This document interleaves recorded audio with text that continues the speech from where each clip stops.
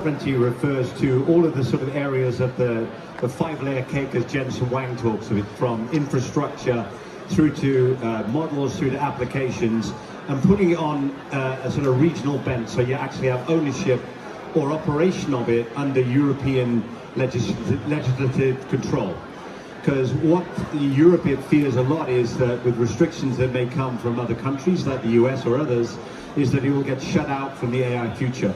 So there's a definite momentum in Europe towards making sure that Europe doesn't end up being shut out, and it has the capability to have its own say in this world. Now, it goes beyond just the data, because some people say, well, if I put the data into a hyperscaler in Europe, it's sovereign. Well, not really, because it's under somebody else's legal jurisdiction, and it goes beyond data. It goes to the whole thing around the models, the data, the applications, and everything. Okay, thanks. I'm going to bring this to you as well, Kent. What does AI sovereignty mean to you? Yeah, well, I think you can tell even from those comments, it can mean a lot of different things, and a lot of people interpret it in many different ways.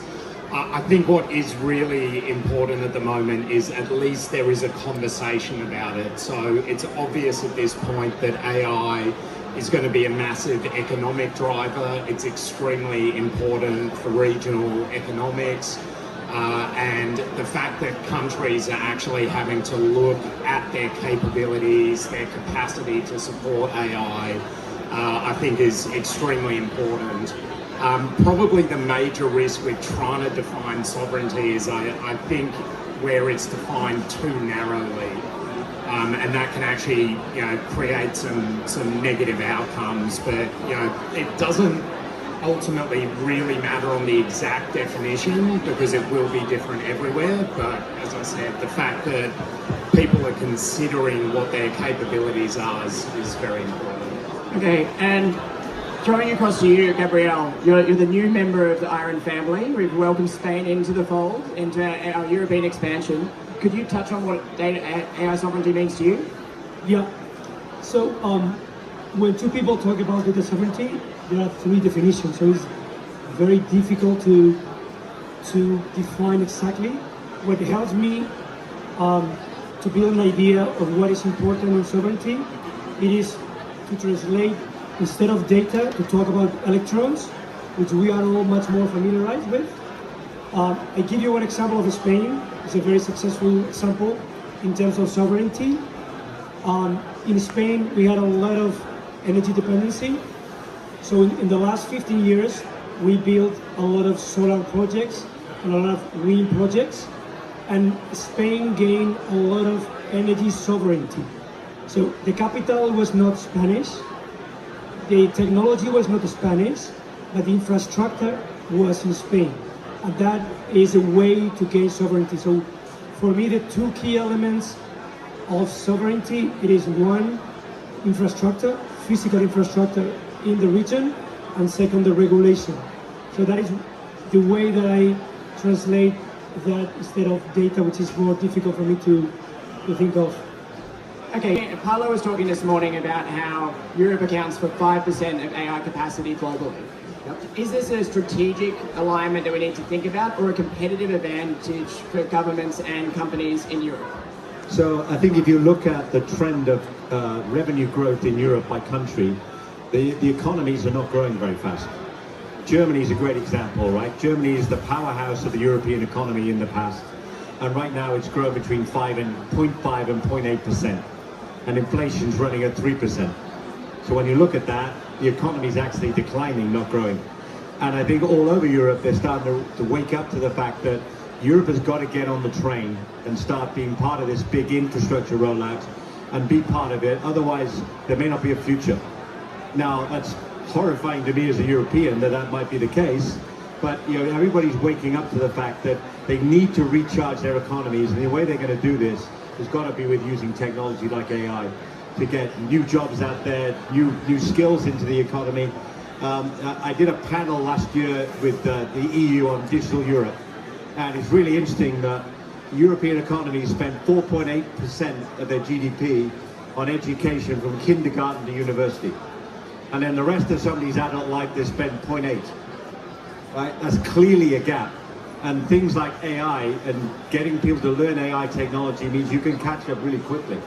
You don't have, it's not a 10-year learning curve in the 3 weeks of courses. You can be up there and learn really quickly. So Europe is starting to wake up to the fact it has to wake up from its slumber and get a much bigger place in the world with AI.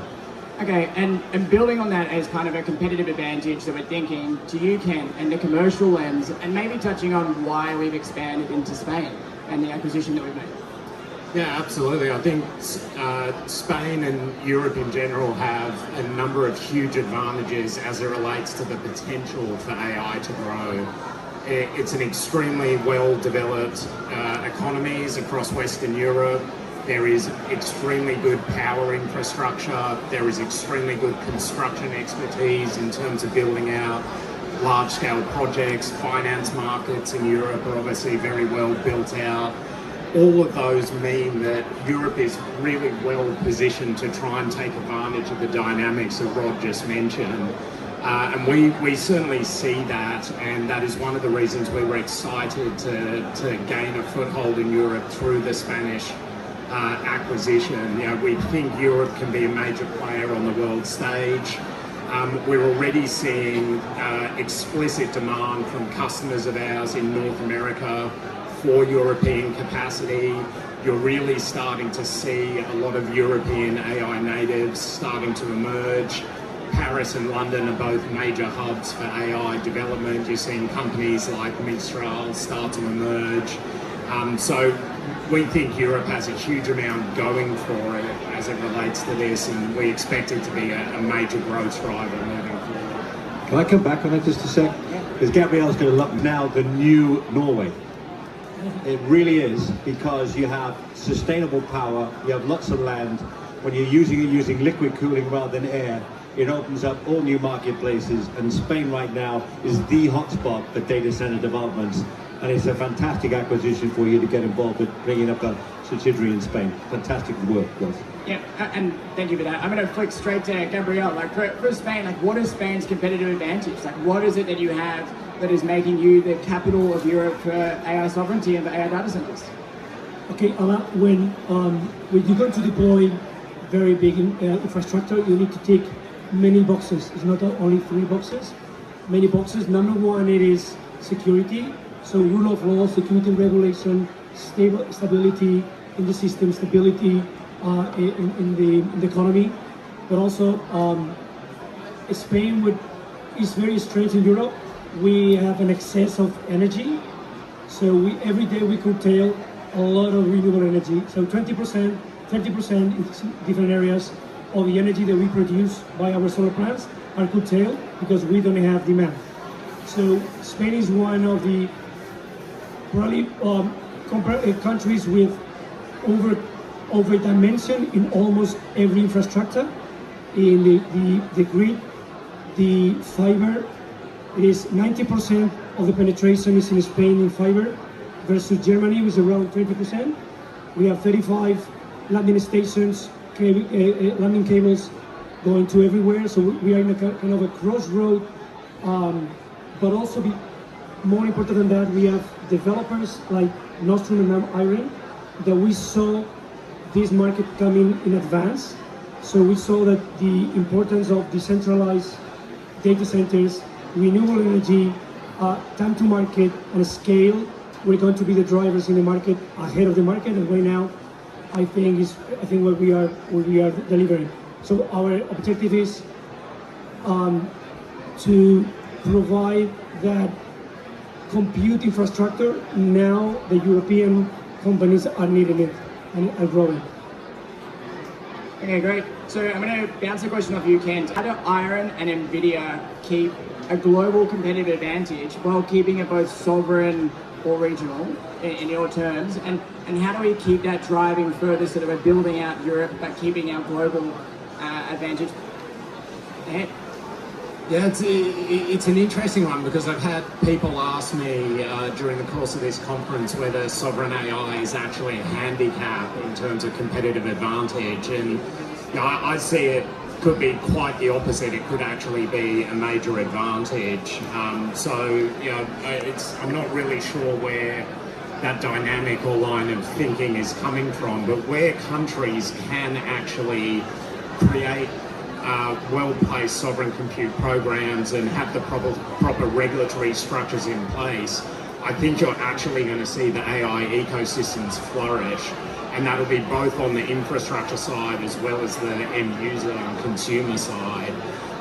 So in terms of competitiveness, I think it can actually be a boon for it. And one of the major elements at the moment in terms of competitiveness is time to power, and not only time to power, but actually time to compute. So actually executing on the data centers and being able to install the GPUs and get up and running. And I think that's one area that our experience in North America we can really bring to bear in Europe. We can use fundamentally the same designs that are already well proven in the North American market and ensure that we are achieving shortest times to compute across our European pipeline. Yeah, I mean, from my perspective, it's actually essential that Europe has some elements that are very different from other parts of the world. I mean, at the end of the day, we are 30 or so countries across Europe. And what some of my friends always say to me when they come from other countries, the great thing about Europe is you're in London, you see one thing. You're in Paris, you see something completely different. It's 40 minutes away.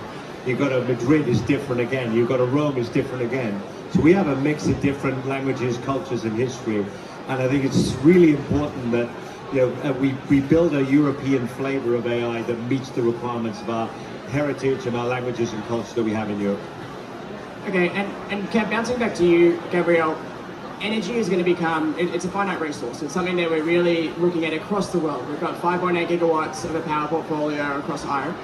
Looking ahead in Spain, how are you seeing energy as a resource to bring to market? And are you seeing that as the main competitive advantage? Yes, so I was saying before, in Spain right now, there is an excess of energy. So we have half of the CCTGs idle. We have 30% of the solar and wind curtailed. So there is a lot of energy that, is waiting for demand to be consumed. But on top of that, it's very important that solar and wind, especially solar, has a very rapid scale. So when you bring more data center, you can scale very quickly. So the advantage of Spain is that we are transforming renewable energy into tokens. So you bring clean energy into clean tokens, and that's an advantage of, for example, Norway. It is hydro, it's nuclear, but it's more challenging to scale compared with areas like in Spain, which is fed by renewable energy. Okay, and switching gears slightly to you, Rod. Pablo said this morning that NVIDIA accounts for 95% of all chips to the European market. So how do you think Europe should analyze its dependence on potentially non-European technology as it advances through sovereign AI, and how should they look at that as a lens and dependence globally? I mean, Europe has been obsessed with wanting to build its own infrastructure back into chips and technology. When I first started in the industry, every country in Europe had its own manufacturer. Bull in France, Olivetti in Italy, ICL in the UK, and so on. Now they're all gone, there's only Bull left. Right? And there's no chip manufacturing plants in Europe. So it's almost a little bit like the horse is already bolted to try and invent a new model in hardware. I think Europe would be better spending its energy on doing things like applications and models and data, and using the skills we have in Europe in mathematics and things like that, where we're very strong in the world, and focus on software and enhancing technology, tools, applications, rather than trying to recreate the wheel on hardware. I think it's too hard. And Kent, coming across to you, are you seeing from a commercial side any board governance or commercial governance or shareholder governance to ensure that they have regional or sovereign data capacity located internationally? Yeah, it's different in every jurisdiction, and every jurisdiction is adopting a slightly different approach to it, but you see elements of it everywhere. I mean, people realise that it is going to be fundamentally important to have these skills and capabilities in country, and that is certainly going to drive many elements of that, whether it's out and out rules on introduction of capacity, or just incentive programs to encourage it to come, or regulation to encourage retention of data within a certain area. All of those can help develop this infrastructure. And I just want to come back to the example that Gabriel gave earlier around creating sovereignty in the energy space, because it ties back into your previous question. The mere fact that the chips are not manufactured in Europe doesn't mean that Europe cannot create its own sovereign AI. Absolutely. If you get the infrastructure in place in Europe and the appropriate regulatory foundation, that will create sovereignty as it relates to AI. Okay, perfect. And bring that same question to you, Gabrielle. So the customers that you're talking to, the governments, the groups that you've been having and conversations across all of the EU, are you seeing more conversations around capacity and sovereignty and regional AI centres built here? So what we're seeing at first is that everyone is carrying by its own problem. So everyone is seeing that they are demanding more compute, more and more for the business. So first they care about his own business. People is concerned that they might not have compute available in the future to support the growth. The next level, I would say that people also are concerned about having sovereignty in Europe, so the infrastructure being in Europe. Also, additionally, that the renewable energy, so that the energy is coming from renewables. Also, another layer that the applications and the technology protects for GDPR. So it is a different levels of concerns, and I think we all need to make sure that all those concerns are covered, that we build the proper infrastructure in Europe, that we fit with renewable energy, and that all compliance on GDPR are covered. So I think that we are building the infrastructure that people are demanding. Okay, and let's take this to back a step. Ken, what are the biggest misconceptions around AI data centers, and adding that layer across sovereignty as well? What do people misconstrue whenever they think about AI data centers? Well, I think there's many things. I think execution has proved to be a challenge across the industry. If you have a look at the North American situation, there are lots of data center delays across the industry. There was a recent Morgan Stanley report talking about 60% of data center projects having significant delays. So I think execution is a key one, and interestingly, I think this is an area where Europe can actually excel. So Europe, from a construction standpoint, has some of the highest levels of expertise anywhere globally, and it's actually a massive export, particularly for Spain, interestingly enough.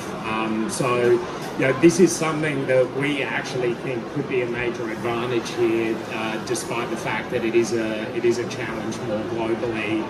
A couple of the other misconceptions that you get, water usage, that one comes up a lot, and there are areas in Europe that obviously are extremely dry, and people may be worried about water usage. Water does in and of itself become a sovereign issue from time to time. The way we've addressed that one is to use entirely closed-loop systems, where very large data centers will actually only use, from a consumption standpoint, the amount of water that a handful of households would use per year.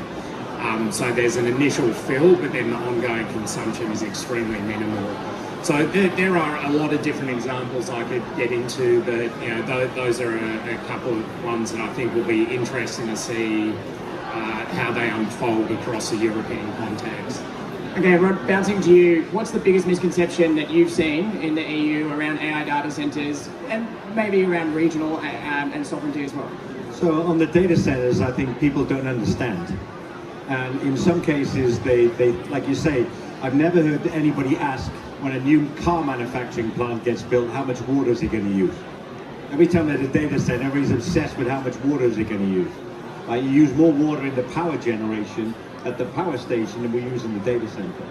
And I think people are just they just don't understand what data centers are. And so the average member of the public in Europe has no view on data centers, but because they don't know anything about it, they fear it. Right? And the reality is, if you've got these AI factories out there developing tokens, developing wealth in Europe, isn't that a good thing for the European economy, rather than looking at the negatives of it? So I think we need to embrace it, but we also need to think about it in a sustainable way. And one of the things that's become quite clear is, we're now in systems that are going to use 45-degree water. We've got 45-degree water out, it's going to be 65-degree water, 45-degree water in, 65-degree water out. How can I reuse that heat? Well, if you think about it logically, you can get a lot of benefit for local economies out of it. Up in the Nordics, where there's a lot of like trees and everything around there, if you're trying to move wood products from the forest to the coast, 50% of what you move is water. If I can reuse the heat from a data center that's at 65 degrees, I can heat exchange it up to 80 degrees, 90. I can dry out that timber and make timber products where the data center is, generate more industry and jobs in those areas, rather than just shipping things around. So people need to start thinking more about the benefits of the local economy and what it's going to give them, not just being these horror stories about water usage and noise and all the other things that people say about data centers. Trust me, I've lived near an air base and a car manufacturing plant, and a lot of noise comes out of them, a lot more than you get out of a data center, but again, people don't seem to worry so much about that. And across to you, Gabriel, are there many misconceptions, or like a top misconception that is driving in Spain around data sovereignty or the AI data center builds? Yeah, well, apart from the two that was commented before, I would like to say one that is about employment. Our projects are developed in a decentralized area, in cities that this development will impact very much and positively in the development of the region, in the new employment, in the type of skill, a lot of benefits around that. The unfortunate thing is that when people ask you how many people work in the data center, the answer is the least the better, because it's a very high security place inside the list. But how many employers, what is the indirect, what is induced employment created, the ecosystem, the catalysm around those projects, that is absolutely impactful and very positive for Europe, and especially areas like where we are developing, which is not Madrid, that this project will have a very, very positive impact. So the industry needs to better explain what are the economical and employment benefits that are going to provide to the region in the long term.